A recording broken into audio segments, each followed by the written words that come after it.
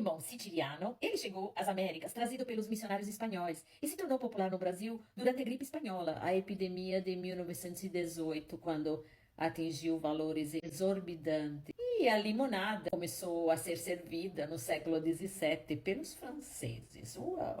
O limão siciliano, ele é o queridinho dos chefes e cozinheiros. Ele é considerado o mais antigo de todos os tipos existentes no mundo. E olha que são mais de 100 espécies. É originário da Ásia, mas especificamente no sul da Índia. A adaptação do fruto na região da Sicília, na Itália, foi tão incrível que recebeu o nome pelo qual é conhecido por aqui, limone siciliano. Aos poucos, além de ingrediente de receitas culinárias, ele passou a ser utilizado como produto terapêutico e aromatizador de ambientes.